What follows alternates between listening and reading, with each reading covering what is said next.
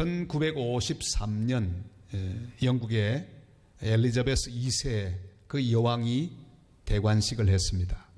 캔터버리 대주교가 십자가 달린 왕관을 여왕에게 씌워 주었습니다. 그 왕관을 얼마나 귀하게 운반하는지 그 광경을 필름으로 보면서 큰 감동을 받았습니다. 새해를 맞이한 우리 모두에게 주님은 말씀하고 계십니다. 너희는 내 손에 들린 존귀한 왕관들이다. 오늘 이 한 해 하나님 손에 들린 복된 왕관들처럼 그렇게 은혜와 평강과 하나님의 복을 누리며 사는 거룩한 한 해가 되시기를 주님의 이름으로 축원합니다.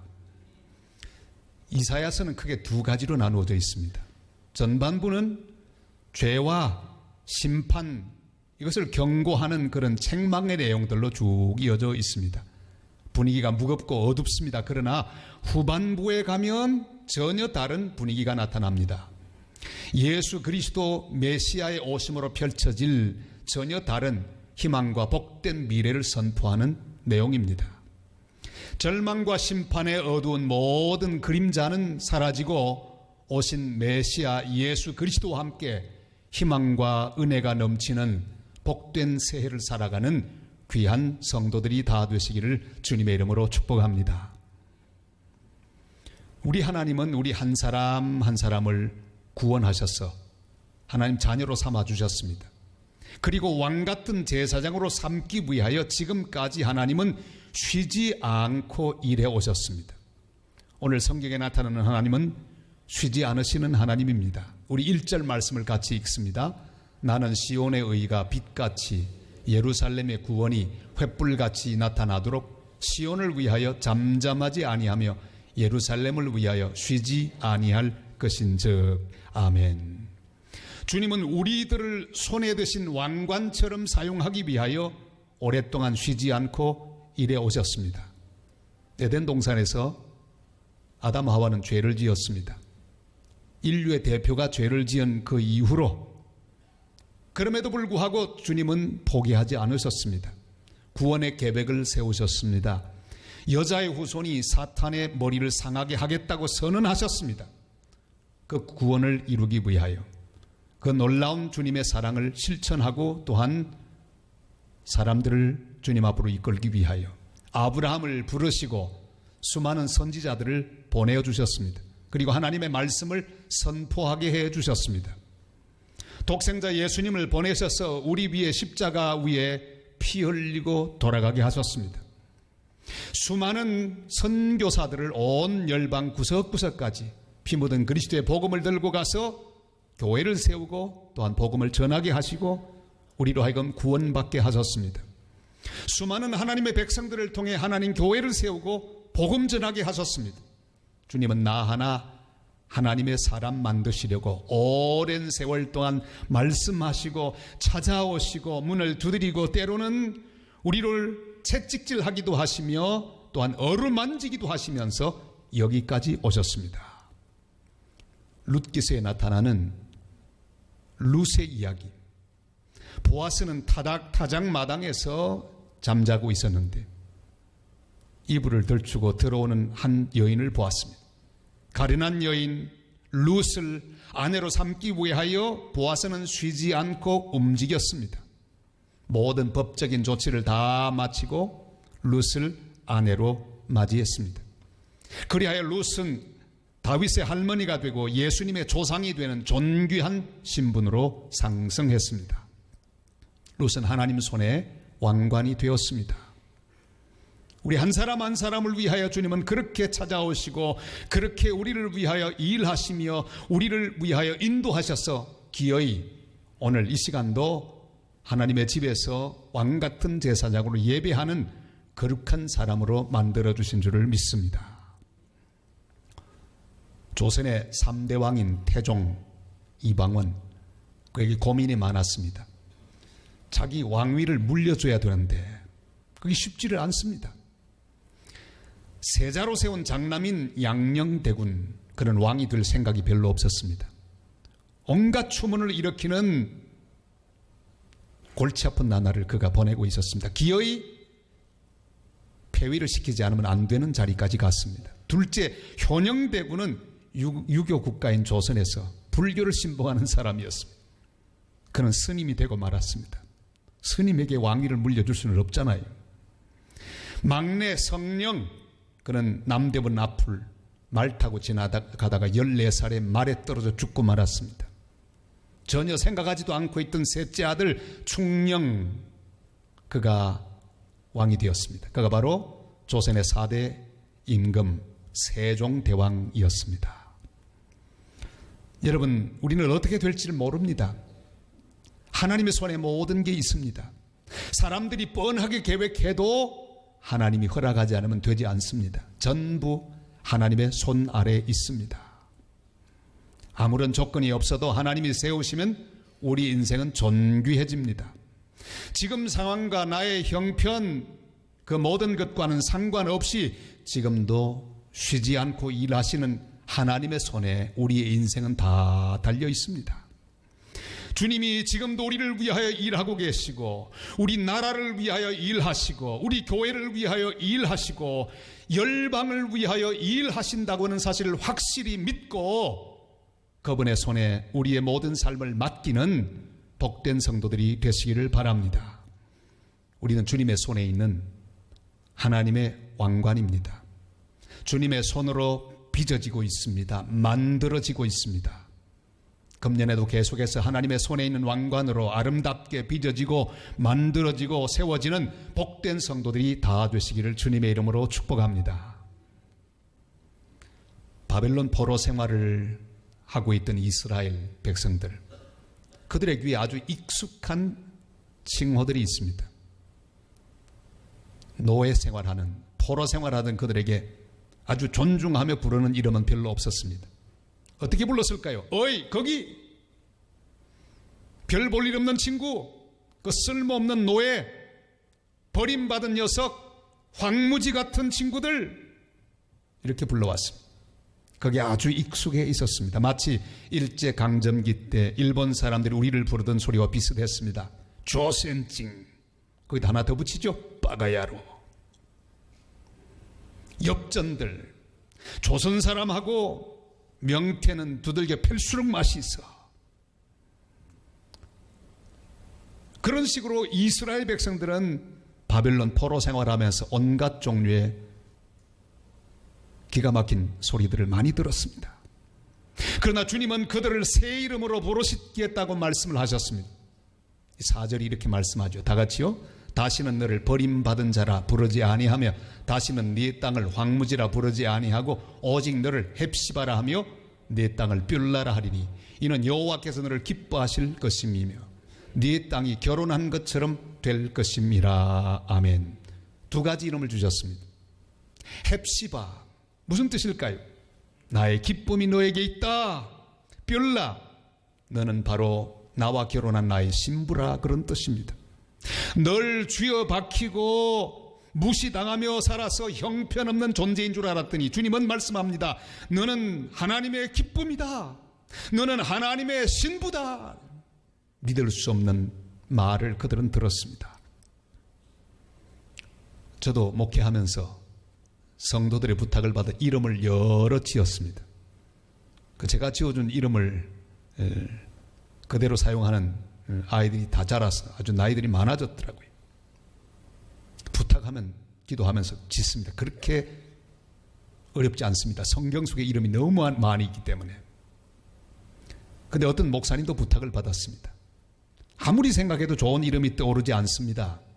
한참 기도하는데 이사야 60장 1절이 떠올랐습니다. 일어나라 빛을 발하라. 그래서 일어나라 빛을 발하라.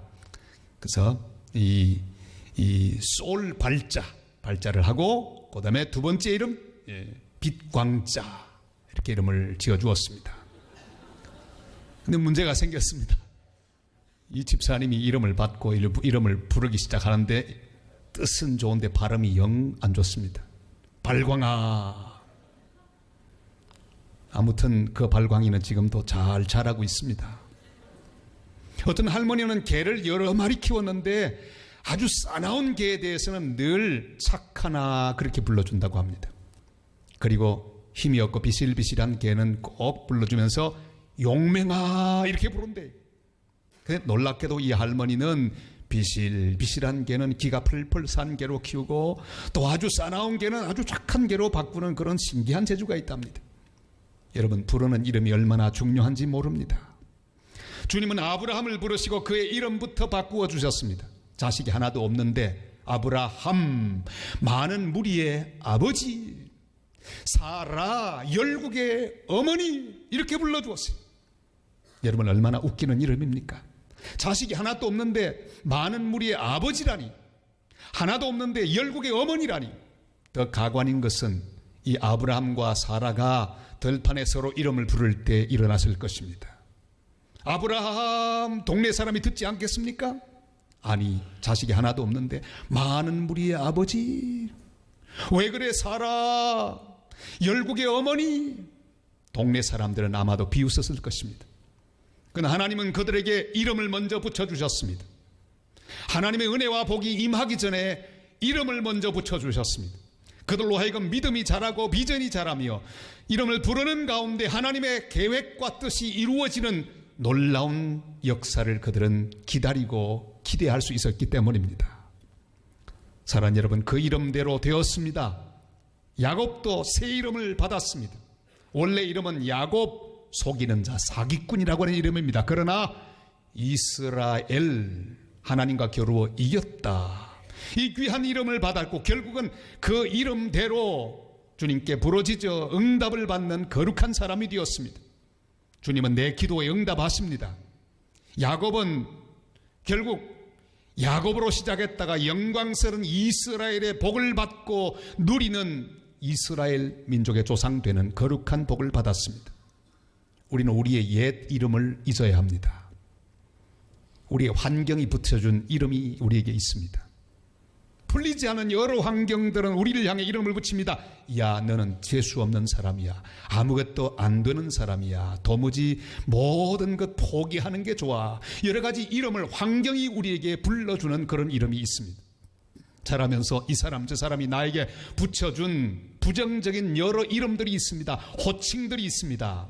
그 이름들을 다 잊어버려야 합니다. 누군가 나를 조롱하며 저주하며 불렀던 이름이 있습니다. 버림받은 자가 아닙니다. 황무지가 아닙니다. 희망 없는 자가 아닙니다. 아무것도 할 수 없는 자가 아닙니다. 재수 없는 자가 아닙니다. 주님은 말씀하십니다. 헵시바, 나의 기쁨이 너에게 있다. 뷸라, 너는 나와 결혼한 나의 신부라. 주님은 스바냐 3장 10절에서 17절에서 이렇게 말씀하시죠. 다 같이요. 너의 하나님 여호와가 너의 가운데 계시니 그는 구원을 베푸실 전능자이시라. 그가 너로 말미암아 기쁨을 이기지 못하시며 너를 잠잠히 사랑하시며 너로 말미암아 즐거이 부르며 기뻐하시리라 하리라. 아멘. 호세아 3장 1절도 우리에게 이렇게 말씀하고 계십니다. 다 같이요. 여호와께서 내게 이르시되 이스라엘 자손이 다른 신을 섬기고 건포도 과자를 즐길지라도 여호와가 그들을 사랑하나니 너는 또 가서 타인의 사랑을 받아 음녀가 된 그 여자를 사랑하라 하시기로. 아멘. 주님은 우리의 모습과 상황이 어떠함에도 불구하고 우리를 향해서 뷸라라고 말씀하십니다. 너는 나와 결혼한 나의 신부라. 음탐한 고멜, 그 고멜은 호세아, 자기 남편, 자기를 사랑하는 남편을 버리고 음녀의 길로 갔습니다. 제 마음대로 사는 길로 갔습니다. 유각으로 떠나갔습니다. 하나님은 그를 부르십니다.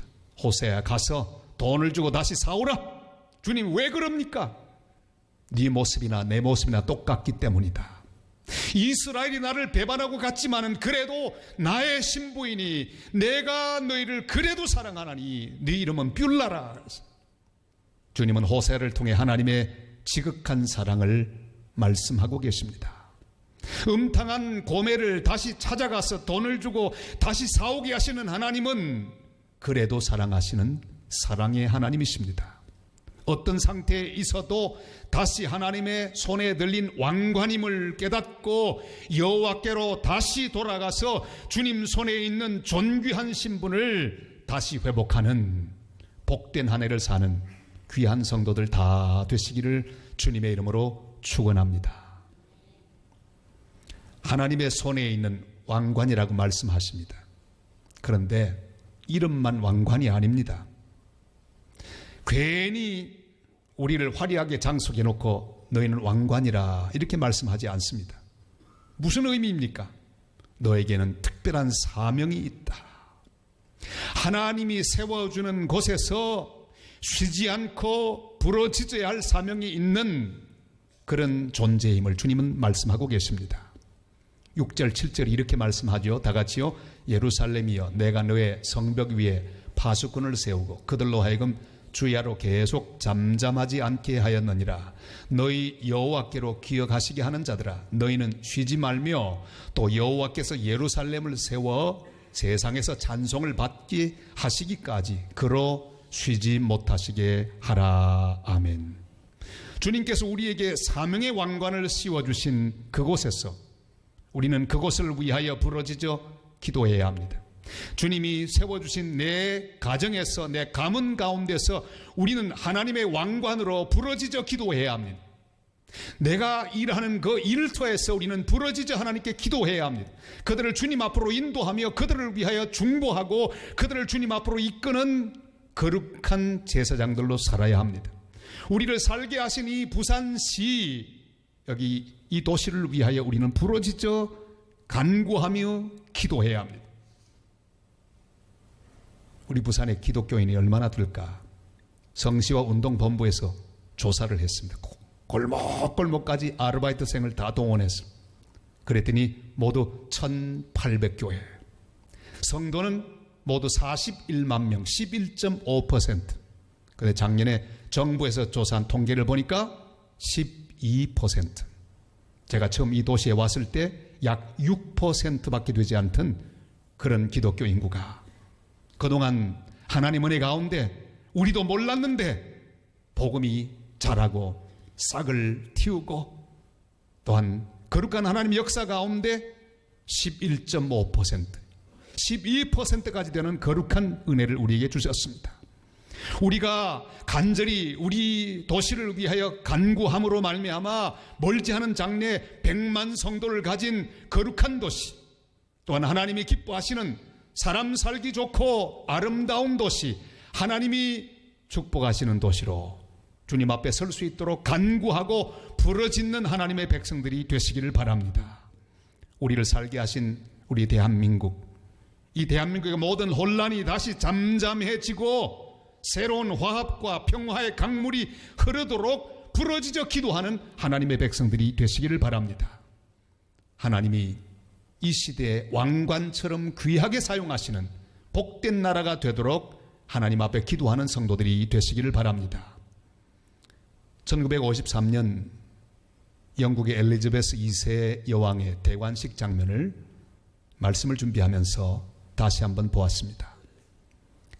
웨스트민스터 교회에서 대관식 하는데 그때 왕관을 씌워주던 캔터버리 대주교, 그는 여왕에게 이렇게 질문했습니다.